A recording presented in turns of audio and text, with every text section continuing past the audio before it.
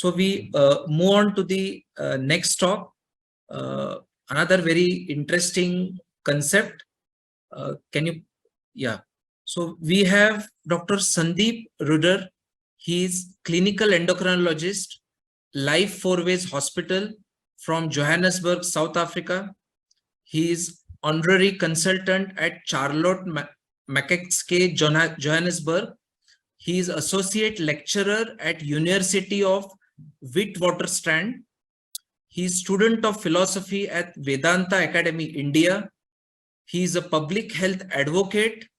He is author and co-author in local and international journals on topics of diabetes and philosophy in medicine. His public health advocacy has been for sugar drinks tax in South Africa, which I believe is very important and is the need of the hour, looking at the health hazards associated with certain foods. So without wasting time, we are very interested in listening to Dr. Sundeep. Over to you, Dr. Sundeep. Good afternoon to all our friends attending Synapse. I've been given the topic of a new BMI for endocrinology. I'll tell you what the meaning of BMI is in a second. It's a novel approach. What I'm going to be telling you here today is nothing new.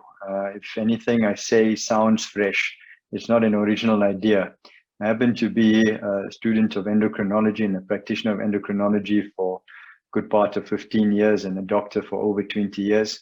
So I have the medical background, but in association with that, I've been a student of Vedanta philosophy in India for some 12, 13 years now. And it is the study of Vedanta that has put a spotlight on the way I practice medicine and redefined a new need that I think is necessary in medicine at the moment. And anything I convey as a saying is not new. I have gratitude to pay to my teachers and gurus and even physician teachers in my medical education. And this is just a culmination of some thoughts around that for you to contemplate in a time when I think there's a pressing need for a change in the way we approach medicine. Because as Einstein said, we cannot solve our problems with the same thinking we used when we created them. And we need to look at things in a different light. I've put on some quotes from Western scholars and scientists.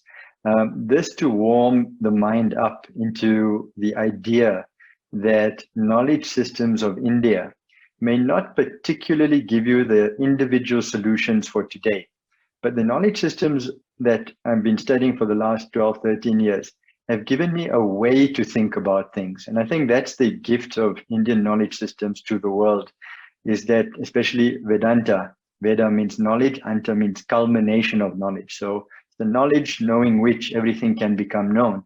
And you can see astute scientists like Erwin Schrödinger, who you don't get a higher physicist than him. He and his buddy Niels Bohr and Heisenberg all came up with a theory of quantum physics, which is a very high level of science, but they elude their ability to see the connections between conventional physics and the new ideas of quantum physics to reading ancient Indian scripture, Vedanta. And it was their delving into these deep systems of thought that brought about a new way of thinking in the physics space. Here, William James, also another Western scholar, says from the Vedas, we learn a practical art of surgery, medicine, music, house building. They are the encyclopedia of every aspect of life, culture, religion, science, ethics, law, cosmology, and meteorology. So there's a lot more than this. Niels Bohr, Heisenberg, and many other scholars, which I don't have time to go through already. But these were Western scientists. And science is nothing but the intellectual and practical activity encompassing the systematic study of structure and behavior of the physical world, the natural world, through observation and experiment. So science is about measuring the gross world that we know, the world outside of the body, and the body itself, which is part of the world, physical structure. And the only way we can do science is by using our five senses: eyes, ears, skin, taste, touch, etc., nose for smell. And then the scientific apparatus we use these days are merely extensions of those senses into the microcosm and macrocosm.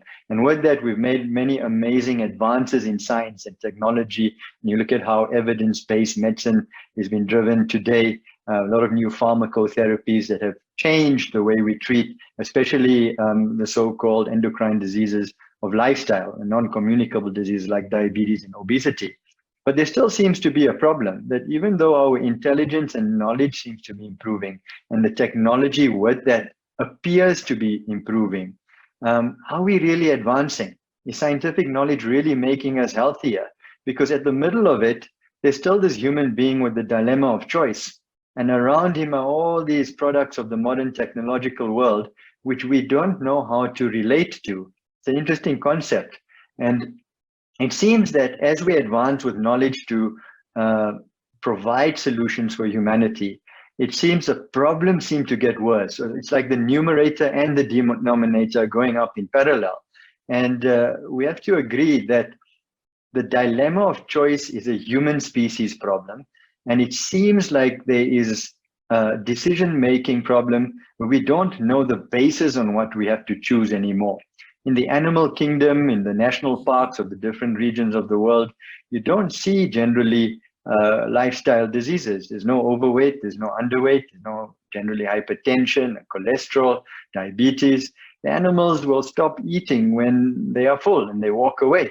There's a sense of proportion in nature. So it seems nature protects other species by physiological limitations, but then the dilemma of choice is given to humans. And since we are the apex of creation or evolution, the question becomes, how do we choose in our current environment correctly? Because it seems incorrect choices in relationship with the world is linked to a lot of the diseases we see.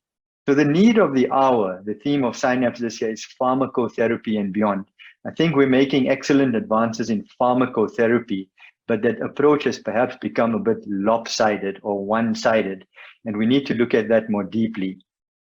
What is depth of thought in medicine? Means, do we just go the pharmacotherapeutic approach only?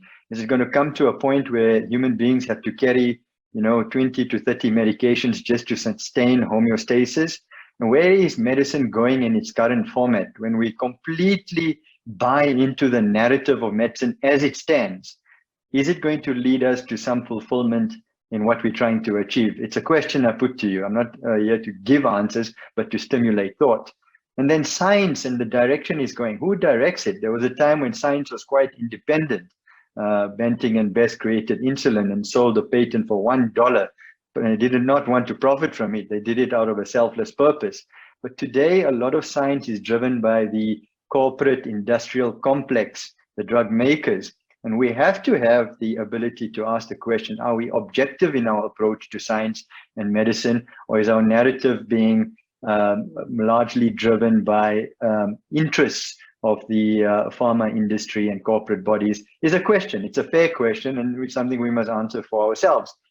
When did it become so difficult to maintain human homeostasis? It's another question I would ask. And what does it actually mean to be human? What are we trying to achieve? Every day, everybody wakes up looking for one thing, happiness and bliss. But it seems in the desire to achieve happiness and bliss, we're getting the opposite: disease, dejection, depression, sometimes divorce. So where is it all going? So the desire for bliss and happiness is not incorrect, but perhaps we've gotten our means wrong. So this is the background to why I got into looking into different avenues of looking at human health, human wellness, human bliss. How do we achieve it really? And the narrative of my talk is based on this. One of the influences in my life, Claude Bernard, who wrote the book Milieu Interieur. He was a physician and a philosopher. And milieu interieur simply means internal milieu, how to maintain homeostasis. And he said very smartly that human beings, the higher animal, has to live with a close and wise relation with the environment. And what we're trying to do is maintain equilibrium. Now, there's always a delicate compensation when we extend ourselves a little more, but perhaps today we're extending ourselves over the limit of the body to maintain equilibrium, and extensively so, which is why we see all the modern pandemics. The question is, why do we do that? And what is behind the body that drives it to do what it does? Is it purely physiological, or is there something more there? So these are the questions I hope to try and give some direction to. Now, all things in the universe, there has to be a causality, a root cause.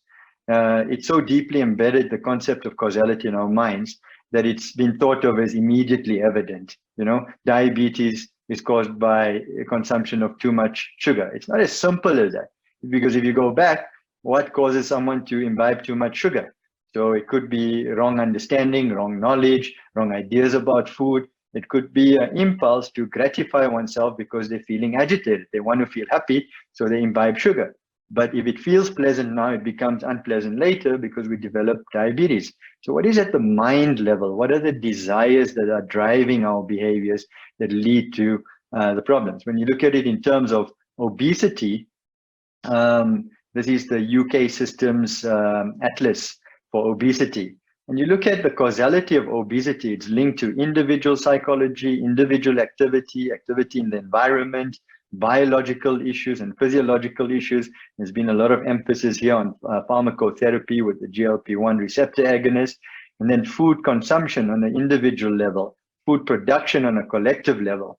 In the West, a lot of food production is driven here once again by profit. In the ancient times, many civilizations, food production was driven by purpose, with a healthy relationship with nature and farming techniques that were conducive to sustainability and human health and actualization. And then what about societal influences like social media, television? So you look at this, it's a very complex map of causality. And in the center here is one human being who achieves energy imbalance and then becomes obese and gets diabetes. So if you're going to solve the problems, it seems almost impossible to address every need in society externally to get one human to thrive. So, of course, we got to attend to these economic and other issues in the macro environment and provide support. But at the end of the day, how do we get a self-sufficient human that's able to not be influenced by an ever-changing world and maintain their purpose, their ideals, their happiness, and the bliss? Where do we get the biggest bang for buck, as they say? And it's always nice to look at old philosophy. Even Rumi used to say, what does this patch sewing mean, you ask? Patch sewing means when you put a patchwork on a area of damage on a piece of cloth or some clothing material. Eating and drinking, the heavy cloak of the body is always getting torn. You patch it with food and other ego satisfactions. It's very interesting that the world today is primed around acquisition and enjoyment. And I think ideals and higher purpose have generally been lost in a materialistic world. So we feel constantly unhappy. So we eat more, we drink more, we entertain more. And I'm not saying any of these things is wrong, but when we do it indiscriminately, it can become bad for us. So with that background in mind, let's get into the deeper part of it. What is the anatomy of a human being? Now, we study anatomy in medical school as, studying flesh and bone and blood vessels and nerves and the lie of the land and, anatomy, pure anatomy. But, in the ancient books, the anatomy of a human was defined as something deeper. And what it was that the human being was made up of three components: a body, a mind, and an intellect. And these three components, sorry, it's coming up a bit slowly there, are the equipments the human being uses to traverse the world. So the body has the organs of perception and the organs of action. The organs of perception are the five senses, and the senses receive the sensory data from the world, then it gets processed in the mind. The mind is the seat of emotions and feelings, and the reaction in the mind drives the actions of the body. The organs of actions, which we act with, are the forelimbs and the tongue. So through speech and movement, we act in the world. So the mind is where all of our past patterns, feelings, likes, dislikes, emotional attachments, etc. exist. And the mind is the emotional personality, right? The feeler. Now, beyond the body and the mind, which is what we perhaps know something of, the third equipment of the human being that we have is called the intellect. And this has to be differentiated from intelligence, which is pure book knowledge. And I'll highlight the differences in a future slide. But the intellect in human beings is of two types.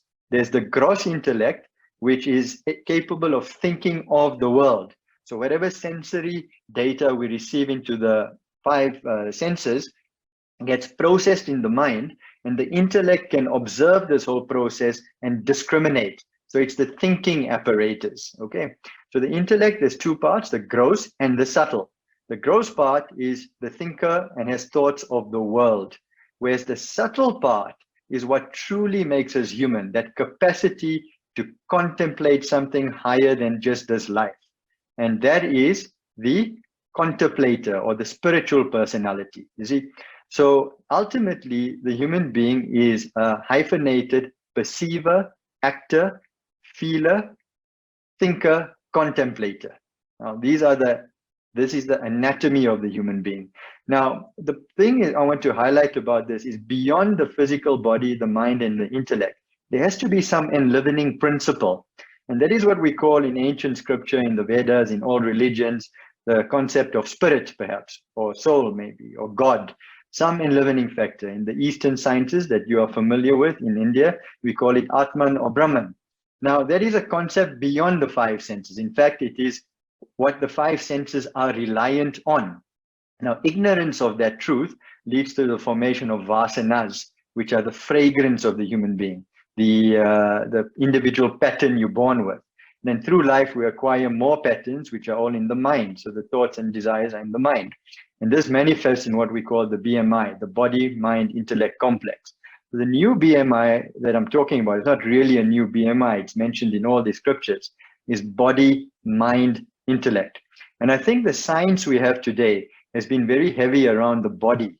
It's measuring anatomy and physiology. There's very little work done in terms of the mind, and psychiatry skirts on the border of the body and mind in terms of the physiological processes of the mind. Mind is more subtle, it's more expensive. Intellect, which is also known as buddhi, is not known to people today. It is the component of the human that, when well developed, can regulate the mind. And I think this is where a lot of the work has to be done in modern medicine if we are to develop a better approach. That we need to be aware of the full constitution of a human being, and knowing this, we can apply our science practices and mind-body medicine in a more practical, effective, logical, and purposeful way, ultimately.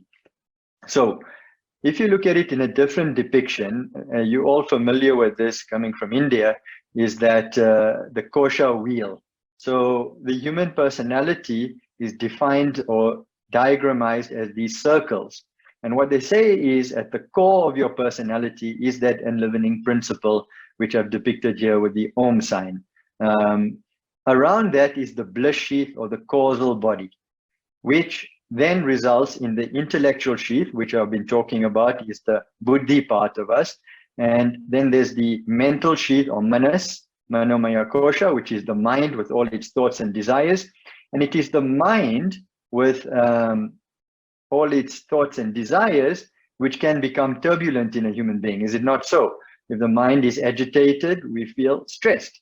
If the mind is agitated, we can feel angry. And I'll show you a slide on that right now. So it seems like the mental sheet, I put it in red, seems to be the area of difficulty for the human being, because that's where our thoughts reside. And as I said, our past patterns, likes and dislikes, joys and sorrows, and we are so enslaved by them that actually the human being has become a slave of the mind in modern times.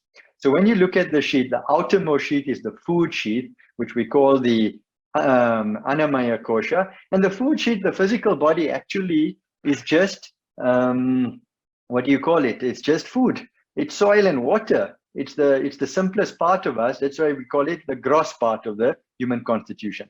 The subtle part is the vital air sheath, which is our physiology. And in the ancient times, they defined these physiological processes as well.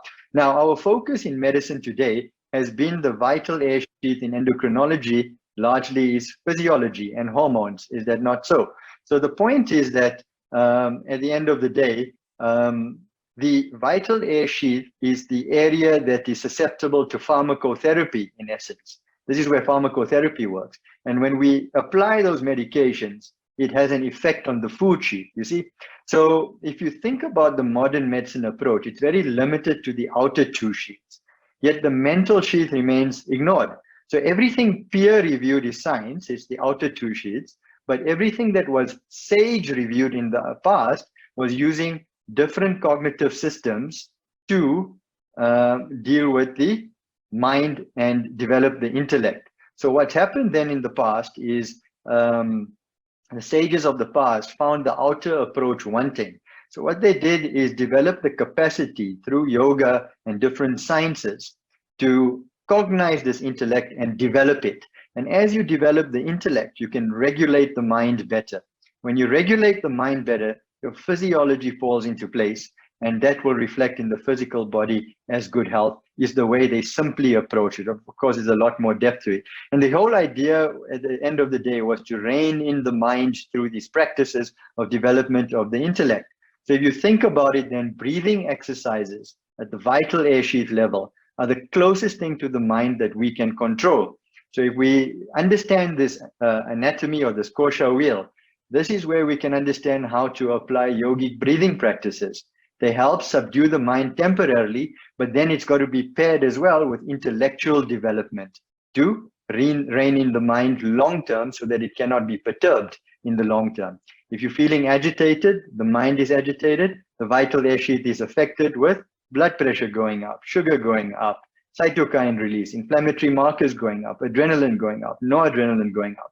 And the constant mental agitation at the end of the day leads to constant physiological flux, which leads to constant problems with the physical body. You see, so mind-body practices must aim at subduing the mind.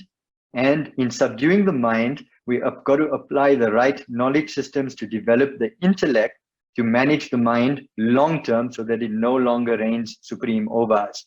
And ultimately, by subduing the mind and collapsing the mental sheath, the idea is that we merge into the bliss tree sheath, or that infinite bliss that we're all looking for, that happiness that I mentioned earlier, that the infinite bliss, Arthur Schopenhauer said, happiness is difficult to find inside here, but it is impossible to find outside. So these are Western scholars who read the old sciences and come to these conclusions that we need to go. Now, obviously, these type of knowledge systems require a lot of reflection and time. My job here at Synapse is just to introduce you to the concepts in a practical, scientific, and logical way and say, friends, there is an opportunity here for us to bring some depth to medicine, to reconsidering these concepts.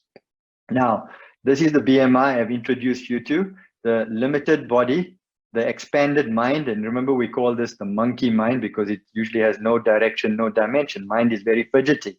And then the forgotten thing, which is the intellect, which needs to develop in modern humans so that we can regulate mind body. So then we get lifestyle interventions, right, when the intellect is developed. Now, this is what Sir William Osler said. So William Osler was a great physician and a teacher of medical students, and he was really passionate about it. A lot of our books are based on his approach to medical education as well. And he said the education of the heart, the moral side of man, must keep pace with the education of the head. Our fellow creatures cannot be dealt with as man deals in corn and coal. And I'll put it to you that even today's times, we seem to have actuarized the approach to healthcare. Everything is about numbers and economics and profits and metabolic markers. We can't just treat people with as a number. So knowing this anatomy now, it's very clear that if the mind is restless, we're more susceptible to unhealthy outcomes. If the mind is imperfect, less susceptible, but still susceptible. And the aim here is to get a perfect mind, a more stable mind, you see? And that is how we have to regulate the mind. So when we go into the idea of the mind, you must remember that this is how it works, that any action a human undertakes, anything we do, if you have come to attend this conference online, there had to be a desire there for knowledge. And a desire is nothing but a flow of thought. And one thought is a single thought that comes up from the mind. And that thought is based on your original vasana, your original pattern that you're born with, and all the acquired patterns. So maybe mommy and daddy said you must become a doctor, but you wanted to become an artist. And now you're sitting here and saying, I need to go figure out how to be a better doctor by attending this conference. It's a desire. And that action is you have set up your computer to listen to these talks. Or I desire sugar now because I'm feeling stressed. So a thought came up, I'm feeling stressed, I'm unhappy, and the thought flow goes towards a satisfaction by imbibing an object. That desire becomes powerful. The act is to eat the object of your desire, and it's impulsive because I just need it. But the idea is that the mind can be modified by a very powerful intellect, and the intellect needs to be developed to do that in people. So this is just to give you a little bit of depth as you zone into the mind then. So intellect can modify thoughts and desires before they become action. And this is not to say you must suppress the mind's desires or let it overindulge. Overindulgence is happening. Intellect there is not to suppress. Intellect is there to redirect things. I think this is an important part to be aware of. So you see, if your mind is left unregulated, then desires develop a force. They call it vega in Sanskrit. So that force of desire can become lust, desire for sensual pleasure. That force of desire, if it is not catered to, if you don't like what you're getting, becomes agitation and anger. If the desire is fulfilled and you like what you got, if you don't regulate it, you want more. You develop greed. When you get too much greed and power sometimes from that, you become delusional. The ego gets amplified and you believe only your worldview is correct. And with that, when you look down on people, then you develop a pride. I know better. I desired everything. I got it. I'm powerful. And anyone less than me has pride. And that will lead to a miserliness or stinginess. And this is what in Buddhism they call kama, krodha, lobha, moha, murder, matsarya. It's in the Sanskrit sciences as well, in the Vedic sciences, sorry. So all of these, ultimately, these modifications of desire are nothing but synonyms for stress. And today the whole world is stress. And if you ask anyone to define stress, nobody can really define it. And then we start getting scientific studies that show that perceived stress will affect behavior, because when you stress, you want pleasure, you smoke. When you stress, your biology changes, your blood pressure goes up. When you stress, you're less likely to entertain physical activity, your diet quality can get poor, your body mass index goes up. So this is how thought, desire, and action play together. And the scientific studies here are correlating with that today. But we don't have to keep going into more scientific studies because the knowledge on the mind already exists. We just need to study it and reapply it in a modern world, I think is the answer. And this is just to show you some evidence that, stress does affect the biology. So what we think affects the physiology in the vital air sheath. And the evidence is very clear for that. So this is the point here also, that if the mind is purely left to its own devices, the human being becomes purely impulsive. This leads to insanity. These people, unfortunately, need to be institutionalized. But most people are here today. You see, if the intellect is well developed, 50% or 75% developed, it can regulate the mind. So we become less hysterical, less eccentric, more emotional, but the ultimate is a very sane person. So you see in the Eastern literature, a lot of sages and saints, even in the Middle East and Europe, very few in the West. I don't know of any American sages that have self-realized, to be honest, in history. Maybe someone can educate me. But the point is, it was all about developing the intellect to reach that infinite state of happiness within. So the work of human life is to regulate the mind, to develop a discriminative intellect that takes you to the higher truth within. And you can see the spectrum here of how that concept works. Now, there are also three transactions happening in the mind. In life every day. Now, if you look at it from this point of view, it will help us in understanding how policy, pharmacotherapy, etc. can work. You see, the human being is constantly receiving sensory input from the world. That's called receipt. That's the first transaction. The second transaction is that sensory input lands on the mind, in which there's a reaction. So if you like cricket and someone offers you cricketing tickets for free to go to a one-day match, the reaction is going to be excitement. The response is take the ticket, you see. So if a person likes chocolates and the reaction is, I like chocolate, the response is going to be, I'm going to eat the chocolate, you see. But that reaction may be past patterns, which are indiscriminate. If the intellect can regulate the reaction, then the response in the long term can be better regulated. So you end up doing what you have to do rather than what you like to do. So if a diabetic patient uses the intellect to look at the reaction in the mind, doctors told me if I have this, HbA1c will go up, higher likelihood of amputation. I need to work. I need to look after my family. There's higher values involved. So it reasons with the mind and brings it down. And this is very important to understand. Remember, I said the mind is like a monkey mind, so the intellect is there to guide it ultimately, right? Now, intelligence is what we've been used to, and intelligence is nothing but gaining information. This is what artificial intelligence does. It's not going to make us think differently, it just gives you more info and quicker. Reliant external sources, so it means you get intelligence from outside sources, textbooks and teachers. It's about becoming informed and knowledgeable and a means to making a living in the world. This is how everybody is racing towards now, PhDs, etc. It's all university utilitarian education, which is not wrong, it's fine. But intellect is developed through scriptural ordinance, through thinking, through questioning, through parables, through logic and comparisons, and asking the question, is that so? And not taking everything at face value. And we need to do this every day for ourselves, invite our patients to do it, and start doing it from a young age. To develop the intellect is the need of the hour. I started off by saying the need of hour in medicine is to find some new way of looking at it. And I think the need is to develop the intellect here.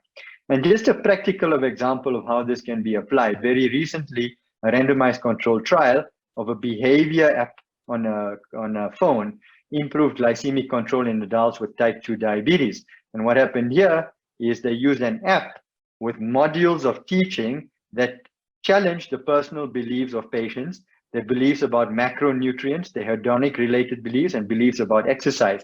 So they had all these trained old patterns in the mind, but the app served like an external intellect. It was appropriate to it. And the results were very interesting, that those that did the modules, and the more modules they did, there were better outcomes in terms of HbA1c reduction. And I don't have the slide here, but also weight and other markers like blood pressure improved. You can have a look at this trial. Now, what we're saying is an app is like a external regulator of your mind, which you got to keep engaging. Would it not be better if our own gyro, if our own app, if our own intellect was well developed and constantly doing that for us? So, you know, if you understand BMI, body, mind, intellect in the way I'm conveying it, then those scientists that are interested will develop these kinds of tools, not just to subdue the mind, but to also develop the intellect further. And I think all mind-body practices should have this aim in mind. One couple last slides just to make some points here. There's a lot of depth to the mind, and the only place you're going to find this contribution to understanding the mind is from Vedanta. It's the only knowledge system which has brought about the idea of mental temperaments. And no one human is a single manifestation of any one of these temperaments. We are all proportions of them. But if we understand them and assess them correctly in ourselves and our patients, then we know how to engage the correct activity. So tamas is inertia and lethargy. If a patient is predominantly tamasic, they are going to need some form of mind-body practice that induces action, something perhaps even firm, hard, maybe even painful, like hatha yoga and standing on one leg, to get them to become actionable. The very rajasic or passionate mind must continue to act, but they need to do a bit of karma yoga. They need to do breathing techniques daily to calm themselves down a bit, and then develop the intellect through some little bit of study. And very interesting, the ancient Vedic sciences have already delineated the times of day when these are most active. And modern science through circadian physiology is coming to the same conclusions. The intellect and the serene part of the human being is most active between 4 and 6 a.m. So we must capitalize on study and thinking and reflection at this time. 6 to 6, we do karma, action, exercise, work with an unselfish attitude in the service of the community. And after 6 p.m., perhaps wind down the night with some devotional practices, etc. I'm just giving a practical example of how this theory can be applied, and it requires a lot more time and reflection. And then, of course, the fourfold path of karma yoga, jnana yoga, and bhakti yoga can be appropriated individually according to the mental textures. Karma yoga for the body, the path of action, bhakti for the mind and devotion, and jnana yoga to develop the intellect. And as we develop the intellect, the mind has less thoughts and desires. You achieve a state of withdrawal, and you can concentrate better, and then we become meditative.